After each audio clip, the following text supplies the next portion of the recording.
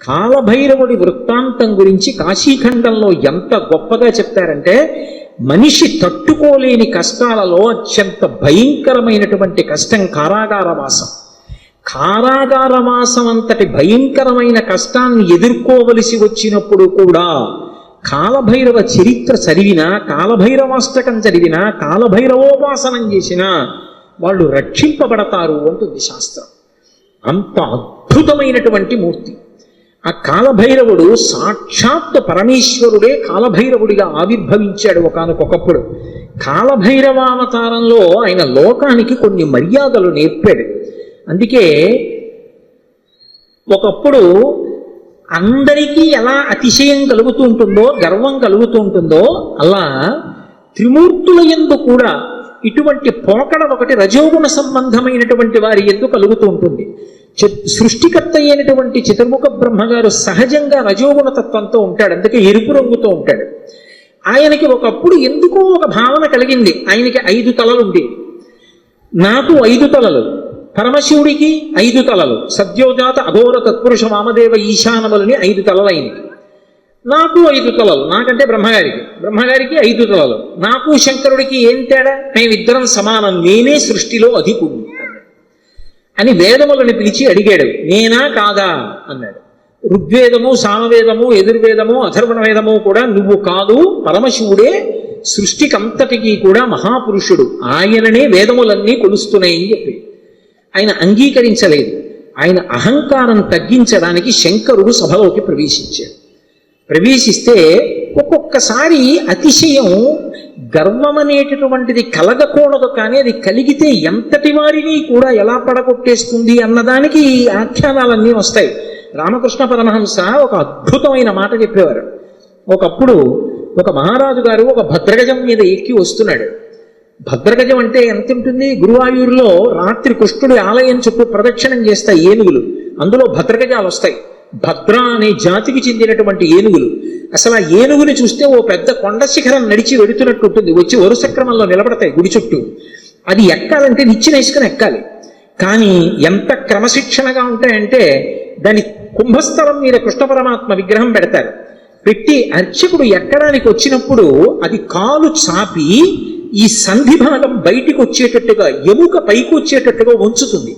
ఉంచి తల ఇలా పెడుతుంది. పరిగెత్తుకుంటూ వచ్చి అర్చకుడు దాని చెవి పట్టుకొని ఈ సంధి భాగమునందు ఎగిరి కాలు పెట్టి మెట్లెక్కినట్టుగా దాని శరీరం మీద ఎక్కేసి కుంభస్థలం మీద కూర్చుంటాడు. అంతెత్తునుంటుంది భద్రగజం. అది దగ్గర నుంచి వెడుతూ ఉంటేనే ఉద్విగ్నత కలుగుతుంది.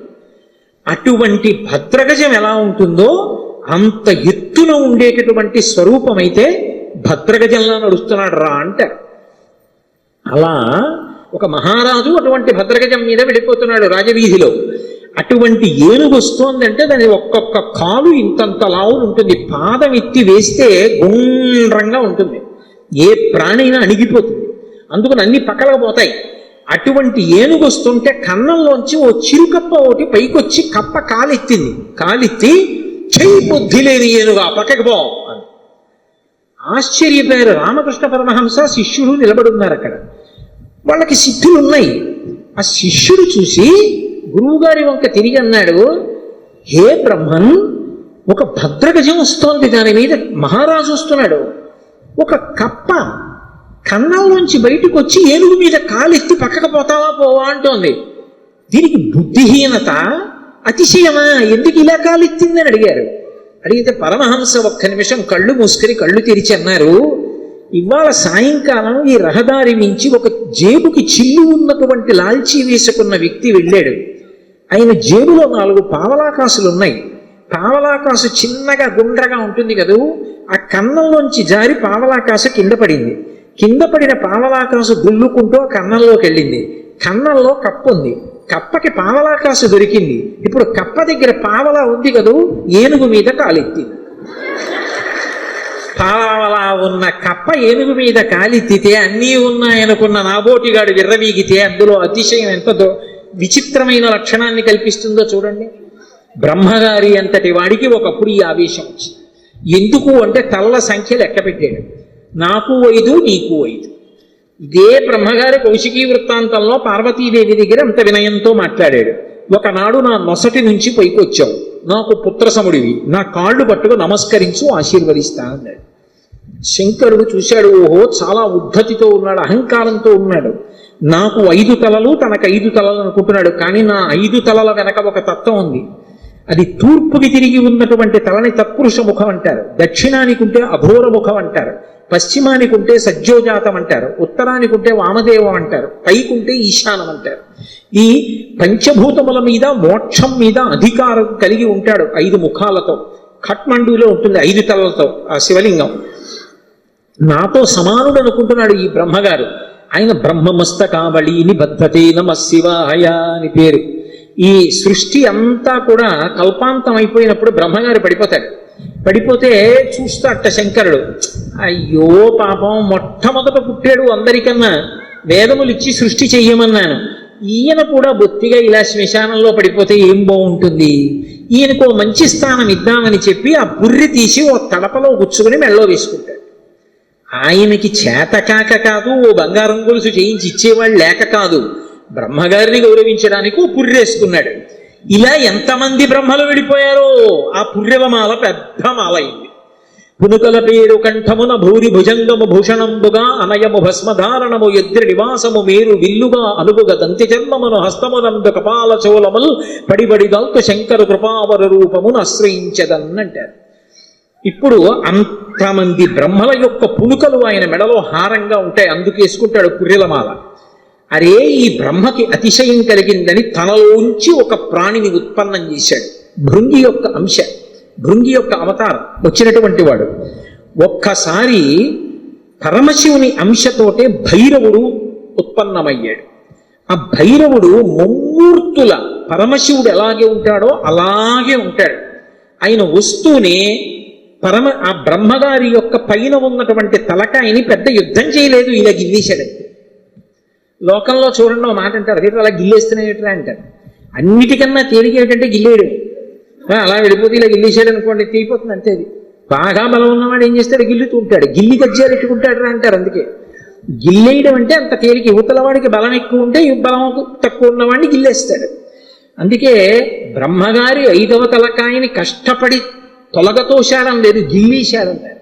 శంకరాచార్యులు వారు సౌందర్యలహరిలో కూడా అలాగే రాశారు, అంత అందంగానూ రచన చేశారు. మృణాళీ మృద్వీనాం తమ భుజలతానాం చతసృణాం చతుర్భిః సౌందర్యం సరసిజ భవస్తౌతి వదనైః నకేభ్యః సంత్రస్సన్ ప్రథమమథనాదందకరిపోః చతుర్ణాం శీర్షాణాం సమమభయ హస్తార్పణధియా అన్నారు. శంకరులకు శంకరులే చెల్లు. అహంకరించాడని కాలభైరవుడు ఓ తలకే గిల్లేశాడు.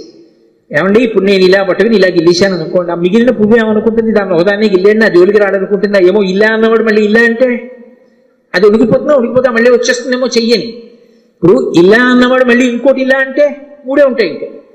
అందుకని ఆయన ఏం చేశాడంటే బ్రహ్మగారు ఒక తలకాయ గిల్లేయగానే ఇంకా 4 తలకాయలు మిగిలాయి. అమ్మవారి వంక చూశాట. అమ్మవారు 4 చేతులతో ఉంటుంది కదా. అమ్మా నేను తామర పువ్వులోంచి పుట్టాను, నీ చేతులు తామర పువ్వుల్లో ఉంటాయి కాబట్టి మన ఇద్దరికీ ఓ బంధుత్వం ఉంది. అమ్మా నా 4 తలకాయలు తామర పువ్వులు లాంటి నీ చేతుల కింద పెడతాను, కాపాడమ్మా అని 4 తలకాయలు గబగబా పెట్టుకెళ్ళి అమ్మవారు 4 చేతుల కింద పెట్టేటప్పటికి మళ్ళీ గిల్లుదామని చూశాడు. పైన అమ్మవారి చెయ్యి ఉంది, నవ్వి ఊరుకున్నాడు. అలా అమ్మా నీ చేతులు పెట్టుండకపోతే బ్రహ్మగారి తలకాయలు ఉండేవో ఉండకపో, ఏమో గిల్లేసిన వాడు ఓటి గిల్లుతాడు నమ్మకం. కాబట్టి నకేభ్యః సంత్రస్సన్ గోటితో గిల్లేశాడంతే. కాలభైరవుడంతే అంతటి ప్రచండ శక్తి స్వరూపం. కాశీఖండంలో ఆయన గురించి ఒక అద్భుతమైనటువంటి విశేషం చెప్తారు. అజుండు తాను అధికుండుననుచు గర్వింప కరనఖాగ్రమునత చిరము త్రుంచి సాకారయగు బ్రహ్మహత్యతో చనుజేరి సర్వలోకముండులు సంచరించి వైకుంఠమునకేగి రమా వైకుంఠు లచ్చించ అమృతభిక్షాసనం అరగించి కాశికానగర కంఠోపదేశంబున పగలవైచకరంపు బ్రహ్మపునుక ఆధిపత్యంబు పొందె కామారి చేత ప్రియవైచిన చోట కపురము చేసి కాశికాపురమునకు 7 గడయు చూపే క్రోధభైరవ దేవుండు ఉభజన్మ అంటారు. ఆయన బ్రహ్మగారి తలకాయ తుంపేశాడు. తుంపేస్తే ఆయన బ్రహ్మగారు బ్రహ్మహత్యాపాతకం వచ్చింది. పరమశివుడికి బ్రహ్మహత్యాపాతకం ఉంటుందా? ఆయన విధికి నిషేధానికి అతీతుడు. కానీ లోకంలో శివుడే చేశాడు కదా, మేమెందుకు చెయ్యకూడదని రేపు పొద్దున్న తెలియక జనులు బ్రహ్మహత్యా దోషం చేస్తే కట్టి కుడిపేస్తుంది. అందుకని దాని పాపం ఎంత కఠినంగా ఉంటుందో చూపించడానికి తాను బ్రహ్మహత్యాపాతకం పోగొట్టుకోవడానికి చెయ్యవలసిన ప్రాయశ్చిత్తాన్ని చేసి చూపించాడు. ఆ తల వచ్చి అంటుకుంది పుర్రె. ఆ చేతికి అంటుకున్న పుర్రెతోటి కపాల భిక్ష అందరినీ భిక్షాటన చేస్తూ లోకములన్నీ తిరిగాడు. తిరిగి తిరిగి తిరిగి తిరిగి ఒక రోజున వైకుంఠానికి వెళ్ళాడు. అబ్బా, ఇటువంటి అతిథి ఎక్కడ దొరుకుతాడు? ఊరక రారు మహాత్ములు వా రథముల ఇండ్ల కడకు వచ్చుటెల్లన్ కారణము మంగళములకు మీరొచ్చుట శుభమాకు నిజము మహాత్మా అంటాడు నందుడు దుర్గుడు వస్తే దశమస్కంధంలో. అలా గబగబా పరిగెత్తుకొచ్చి లోపలికి పిలిచి శ్రీమన్నారాయణుడు లక్ష్మీదేవి కూర్చోపెట్టి ఆయనకి ఆతిథ్యం ఇచ్చారు. ఆ ఆతిథ్యం ఇచ్చినప్పుడు ఏదో లౌకికంగా ఉండినటువంటి అన్నం పెట్టలేదు. భిక్షాన్నంగా ఏం పెట్టారంటే మనోరథము అనబడేటటువంటి ఒక అద్భుతమైనటువంటి అమృతం ఉంటుందిట. అది ఒక్క వైకుంఠంలో వాళ్ళ దగ్గరే ఉంటుంది. ఆ అమృత రసాన్ని పెట్టారు. పెడితే ఆ అమృత పాయసం ఆరగించి లక్ష్మీ విష్ణువుల చేత అర్చింపబడిన వాడై బయలుదేరాడు. అన్ని లోకాలు తిరిగి తిరిగి తిరిగి తిరిగి కాశీపట్టణానికి వచ్చాడు. కాశీపట్టణంలోకి ప్రవేశించగానే చేతికున్నటువంటి బ్రహ్మకపాలం మూడి కింద పడి బద్దలైపోయింది. అంటే కాశీపట్టణం అంత గొప్ప పట్టణం. అందులోకి వెళ్ళగానే బ్రహ్మహత్య పోయింది. అప్పుడు ఆ లోపలికి వెళ్ళిన తర్వాత శంకరుడు బయలుదేరి వచ్చి ఈ కాశీపట్టణానికి అంతటికీ నిన్ను అధిపతిగా అభిషేకం చేస్తున్నానని కాలభైరవుణ్ణి కాశీపట్టణానికి పట్టాభిషిక్తుణ్ణి చేశాడు సంరక్షకుడుగా. ఆధిపత్యంబు పొందే కామారి చేత అంత అద్భుత రూపాన్ని పొందాడు. భైరవ అంటారు. భైరవ అంటే కుక్కకి భైరవ అని పేరు. ఎందుకంటే భయ్య నరుస్తుంది కాబట్టి, రవము అంటే శబ్దము, భయ్య నరిచి మీద పడుతుంది కాబట్టి భైరవ అంటే కుక్క. భైరవుడు వచ్చాడంటారు. కాదు, భైరవ అన్న మాటకు అర్థం ఏమిటంటే ఎవరిని చూస్తే హడిలిపోతామో, ఎవరిని చూస్తే భయమేస్తుందో, ఎవరిని చూస్తే ఇక బుద్ధి పని చెయ్యదో అటువంటి భయంకరమైనటువంటి రూపంతో ఉండేటటువంటి వాడికి భైరవ అని పేరు. లోకంలో ఎవరైనా సరే బాగా పాపములు చేసి చేసి చేసి చేసి చేసి చేసి శరీరం విడిచిపెట్టేశారనుకోండి, ఈ లోకం విడిచిపెట్టి వెళ్ళిపోయేటప్పుట భైరవయాతన అని ఉంటుంది. ఆయన క్రోధ రూపంతో వెంటపడతాడు బెత్తం పట్టుకుని. ఆయన్ని చూసేటప్పటికి భయపడి చెమటలు కక్కుతూ పరిగెడతారు. పరిగెత్తి పరిగెత్తి పరిగెత్తి దాహార్తితో యమసదనం దగ్గర అగ్నిజ్వాలలతో ఉంటుంది తోరణం. ఆ తోరణం కింద నుంచి దూరుతాడు కాలిపోతూ. ఆ దోషం పోవాలి అంటే కాలభైరవ దర్శనం చేస్తారు. కాఠ్మండూలో కాశీపట్టణంలో కాలభైరవ దేవాలయాలు ఉన్నాయి. కాలభైరవ దర్శనం చేస్తే భైరవ దండన అని ఆయన వేస్తాడు. ఓ బెత్తం పెట్టి ఓసారి వీపు మీద కొడతారు ఇలాగా. అంటే అక్కడతో ఆ పాపాన్ని తీసేస్తాడు. ఆ చాలా అనుగ్రహమూర్తి. అలాగే కార్తీక మాసంలో వచ్చేటటువంటి పౌర్ణమి నాడు జ్వాలాతోరణం చేస్తారు. కొత్త గడ్డి తీసుకొచ్చి తోరణం కట్టి ఆ గడ్డి అంతా పెట్టి ఆవు నెయ్యి పోసి వెలిగిస్తారు. వెలిగించి పార్వతీ పరమేశ్వరులు పల్లకీలో వెళుతుంటే హరహర మహాదేవ శంభో శంకర అంటే భక్తులు కూడా పల్లకీతో వెళ్ళి మళ్ళీ వస్తూ ఉంటారు. ఎందుకు అలా వెళ్ళి వస్తూ ఉంటారు అంటే నరకలోకానికి వెళ్ళి అగ్నితోరణం కింద నుంచి దూరవలసినటువంటి అగత్యాన్ని తీసేసి ఇక్కడే అగ్నితోరణం కింద నీవు అక్కడ చూడక్కర్లేదురా, నేను నీకు అండ ఉంటాను, బెంగ పెట్టుకోకని ఆయన నడిచి ఆయన వెనక మనం నడిస్తే ఇంకా అక్కడ అగ్నితోరణం చూడక్కర్లేదు, తిన్నగా మంచి లోకాలకు వెళ్ళిపోతాడు. దానికోసం ఇక్కడ ఆయన అద్భుతమైనటువంటి జ్వాలాతోరణం చేస్తాడు. మనం చేస్తే అనుగ్రహాన్ని శంకరుడి ద్వారా పొందుతామని. అందుకని భైరవ అంటారు. శంకర భగవత్పాదులు కాలభైరవుని యొక్క వైభవం మీద ఒక అష్టకం చేశారు. దేవరాజ సేవ్యమాన భావనాంగ్రి పంకజం వ్యాళ యజ్ఞ సూత్రం ఇందుశేఖరం కృపాకరం నారదాది యోగి బృంద వందితం దిగంబరం కాశికాపురాదినాథ కాల భైరవం భజే. నారదాది యోగి బృంద వందితం దిగంబరం అంటారు. ఆయన నారదుడు వంటి యోగి బృందముల చేత విధింపబడుతూ ఉంటాడు. దేవరాజ సేవ్యమాన భావనాంగ్రి పంకజం, భావనాంగ్రి పంకజం. దేవరాజు అంటే ఇంద్రుడు. ఇంద్రాదుల చేత పూజింపబడేటటువంటి పాదపద్మములు కలిగినటువంటి వాడు. వ్యాళయజ్ఞ సూత్రం ఇందుశేఖరం కృపాకరం. ఆ చంద్రబింబాన్ని శుక్లపక్షంలో ఉండేటటువంటి తదియనాటి చంద్రరేఖని కొప్పులో ధరించి ఉంటాడు. ఆయన వ్యాళ యజ్ఞ సూత్రమిందు శేఖరం కృపాకరం నారదాది యోగి బృందవందితం దిగంబరం. ఆయన దిక్కులన్నీ ఆయనకి అంబరములై ఉంటాయి. ఆ దిక్కులు అంబరములై ఉన్న మీదట కొత్తగా ఇక వస్త్రాన్ని కట్టుకోడు, దిశములతో ఉంటాడు. అది ఒకటి. అసలు తెలుసుకోవలసిన రహస్యం వేరే ఉంటుంది. ఎప్పుడైనా మీరు శివాలయంలోకి వెళ్ళినప్పుడు కాలభైరవ దేవాలయానికి వెడితే బట్ట ఉండదు, ఆయన దిగంబరంగా నిలబడి ఉంటాడు. ఎందుకు అలా ఉంటాడు అంటే దానికి ఒక కారణం ఉంది. అంబరము దేనికి కట్టుకుంటారు అంటే, వస్త్రము కట్టుకున్నాడు అన్న మాటకి తాత్వికమైనటువంటి అర్థం ఏమిటి అంటే, లజ్జ పొంది ఉన్నారు, ఎవరు తనని చూసి సంతోషించాలో వాళ్ళు మాత్రమే సంతోషించాలి తప్ప అన్యులు తనని ఇంకొకలా చూడకుండా ఉండడానికి వస్త్రం కట్టుకుంటారు. సభాముఖంగా అంతకన్నా మాట్లాడకూడదు. బట్ట దేనికి కట్టుకుంటారు అంటే, ఏ పురుషుడు తనని ఎలా చూడాలో అలాగే చూడాలి.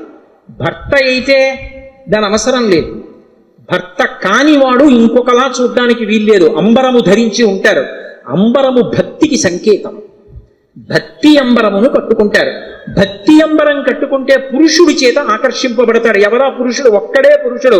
పతిం విశ్వస్యాత్మేశ్వరగం శాశ్వతగం శివమచ్యుతం. ఆ భగవంతుడు ఒక్కడే పురుషుడు. ఆధ్యాత్మిక సంప్రదాయంలో అందరం స్త్రీలమే. మనందరికీ పతి ఆయన. ఆయన కొరకు భక్తి అన్న బట్ట కట్టుకుంటాం. అసలు పరమేశ్వరుడు ఎవరి కోసం కట్టుకోవాలి? ఎవరి పట్ల భక్తితో ఉండాలి ఆయన? ఆయన ఎవరిని పొందాలైన?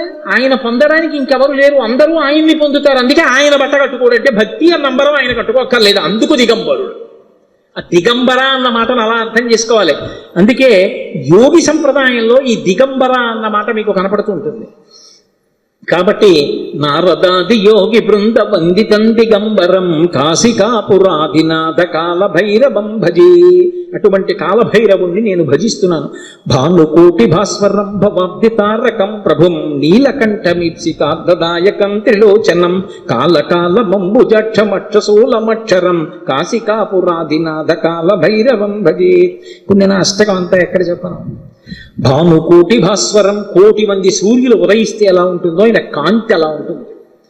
భవాబ్ధితారకం ప్రభుం, సంసారం అనే సముద్రాన్ని దాటించేస్తాడు ఆయన పాదాలు పట్టుకుంటే. నీలకంఠమీప్సితార్థదాయకం త్రిలోచనం, నీలకంఠుడై హలాహల భక్షణం చేసినటువంటి శంకరుడై లోకములను అనుగ్రహించగలిగిన వాడై భక్తజనుల యొక్క ఈప్సితములను తీర్చగలిగిన వాడై ఉంటాడు. నీలకంఠమీప్సితార్థదాయకం త్రిలోచనం కాలకాలమంబుజక్షమక్షశూలమక్షరం, చేతిలో అక్షమాల పట్టుకుని జ్ఞానాన్ని ఇవ్వగలిగిన వాడై ఉంటాడు. అందుకే అక్షమాల అంటే ధ్యాన స్థితిని కటాక్షిస్తాడు. పుస్తకాలు చదవడం గొప్ప కాదు, ధ్యానం చేయగలిగి ఉండాలి. ఆ మనస్సు చెప్పినప్పుడు మాట వినాలి. పిలవగానే మనసు వెనక్కొచ్చి ఎవరిని చూడమంటున్నానో వాళ్ళని చూడాలి. రా చూడు పార్వతీ పరమేశ్వరుల పాదద్వంద్వాన్ని అనేటప్పటికీ అది గబగబా వచ్చి కూర్చుని చూడడం అలవాటు అవ్వాలి. మనసు ఎలా వినాలి అంటే కుక్క మాట విన్నట్టుగా వినడం, ఎద్దు మాట విన్నట్టుగా వినడం మనసుకి రావాలి. కుక్క చూడండి అన్నాను అనుకోండి పరిగెత్తుకొస్తుంది, కుక్క పిలిస్తే వచ్చినట్టు. ఎద్దు చూడండి కొత్తగా గిత్తని బండికి కట్టారనుకోండి, బండి ఎత్తి పట్టి రైతు దా దా అంటే అది రాదు. బలవంతంగా తీసుకొచ్చి కాడి మెడ మీద పెట్టారనుకోండి తోసేస్తుంది, అటుపోతుంది ఇటుపోతుంది. 4 మాటలు అలవాటు చేసి కొట్టి దుక్కి దున్నించి చేశాడనుకోండి, ఆ తర్వాత రైతు ఇక ఎద్దు దగ్గరికి వెళ్ళడు. వచ్చి ఆ బండి కాడి పట్టుకుని ఇలా పైకి ఎత్తి పట్టుకుంటాడు. ఇలా ఎత్తి పట్టుకుని ఆ 2 కాడిలా సమానంగా వస్తుంది అంటాడు. 2 ఎద్దులు నిద్రపోతున్నవి లేచి ఒడ్డు విరుచుకొచ్చి మెడబెట్టేస్తాయి. పిలవలేదు ఆయన, ఏమి దా అని కూడా అనలేదు, అంటే చాలు 2 ఎద్దులు వచ్చాయి. అలా అన్నంత మాత్రం చేతనే ఎద్దులు వచ్చేస్తుంటే సాధన చేత మనసు వెనక్కి రావడం రావద్దు, రావాలి. అలా వచ్చేటట్టు చెయ్యగలిగిన వాడు, సాధనా బలాన్ని అనుగ్రహించగలిగిన వాడు కాలభైరవుడు. కాలస్వరూపంతో ఉంటాడు. అందుకే కాలకాలమంబుజక్షమక్షశూలమక్షరం కాశికాపురాధినాథ కాలభైరవం భజేత్. అందుకే కాలభైరవష్టానికి ఫలశ్రుతి చెప్తూ కాలభైరమష్టకం పఠంతి ఏ మనోహరం జ్ఞానముక్తి సాధనం విచిత్ర పుణ్యవర్ధనం శోకమోహ దైన్యలోభ కోపతాపనాశనం తే ప్రయాంతి కాలభైరవంగ్రి సన్నిధిం ధ్రువం అంటారు. ఎవరు కాలభైరవాష్టకాన్ని చదువుకుని ప్రతిరోజు కాలభైరవుడికి నమస్కరిస్తాడో వాడికి భక్తి చిత్తశుద్ధి, వైరాగ్యము, జ్ఞానము, చిట్ట చివర మోక్షము ఆయన అనుగ్రహిస్తారు. శరీరం విడిచిపెట్టిన తరువాత భైరవయాతన పొందకుండా మోక్షమును అనుగ్రహించగలడు అంటే ఆయన ఎంతటి శక్తివంతుడో మీరు ఆలోచించవచ్చు. కాశికా పట్టణానికి అంతటికీ కూడా అధిపతి అయి ఉంటాడు. అటువంటి మహానుభావుడైనటువంటి కాలభైరవుని యొక్క స్మరణము చాలు, సమస్త పాపములు నశించిపోతాయి. అంత గొప్ప కాలభైరవుడు శివాలయంలో ఈశాన్య దిక్కున నటరాజస్వామి వారి పక్కన విరాజమానుడై ఉంటాడు. అలాగే శంకరుడి పరివారంలో ఎప్పుడూ విడిచిపెట్టనటువంటి వారు నా సర్పములు ఆయన్ని ఎప్పుడూ విడిచిపెట్టవు. ఏదో అలా అనడమే కానండి, నిజంగా ఆయన పరివారం అద్భుతమైన పరివారం. సాయంకాలం అయ్యేటప్పటికి కవచం పెట్టేస్తారు. కవచం పెట్టారు అంటే ఇలా పాము పట్టి ఉంటుంది, మీరు చూసి ఉంటారు. కొన్ని చోట్ల శివాలయాల్లో శివలింగం మీద పడగ పట్టి ఉంటుంది. ఆ నైమిషారణ్యంలో అయితే ఒక అద్భుతమైనటువంటి శివాలయం ఉంది. ఆ శివాలయం యొక్క పానవట్టం మీద ఒక పాము పడుకుని ఉంటుంది. అది పడుకుని ఉన్నట్టుగా చిత్రీకరింపబడి ఉంటుంది. అద్భుతమైనటువంటి శివాలయం. అవన్నీ మీకు చూపిస్తారు. అక్కడే కొంచెం దూరం పెడితే రుద్రావర్తము అని గోమతి నది లోపల ధర్మరాజు గారు ప్రతిష్ఠ చేశాడు శివలింగాన్ని. సుడి ఏమీ కనపడదు, మీకు నీరు తిరగదు, కానీ ఇలా నీరు వెళ్ళిపోతూ ఉంటుంది. దాని ముందు కానీ వెనక కానీ మీరు మారేడాకేస్తే పైనుంచి తేలి వెళ్ళిపోతుంది. శివలింగం లోపలున్న చోటుకొచ్చి మారేడు దళం వేస్తే నిలువుగా లోపలికి వెళ్ళిపోతుంది. మీరు 100 జామకాయలు, జామ పళ్ళు తీసుకెళ్ళి అందులో వేయండి, మీరు ఏమీ అడగకపోతే ఒక్క కాయ పైకి రాదు, నిలువుగా వరుస క్రమంలో లోపలికి వెళ్ళిపోతాయి. స్వామి ప్రసాదం ఇవ్వండి అని పైకి అడిగారు అనుకోండి, అన్ని పళ్ళు లోపలికి వెళ్ళిపోయి ఒక్క పండు పైకి వస్తుంది. భగవంతుని యొక్క అనుగ్రహము తిరుగులేనిది, ఈశ్వరుడు ఉన్నాడు అనడానికి ప్రబలమైనటువంటి సాక్ష్యాలు అవన్నీ. కాబట్టి ఆ పావు అనేటటువంటిది శివలింగం మీద పడగ పట్టి ఉంటుంది, అమ్మవారి యొక్క స్వరూపం. ఆ నాగులు ఎప్పుడూ శంకరుడితో అనుబంధంతో ఉంటాయి. అసలు ఆ పాము దేనికి గుర్తు అంటే కుండలిని శక్తికి ప్రతీక, అమ్మవారికి ప్రతీక.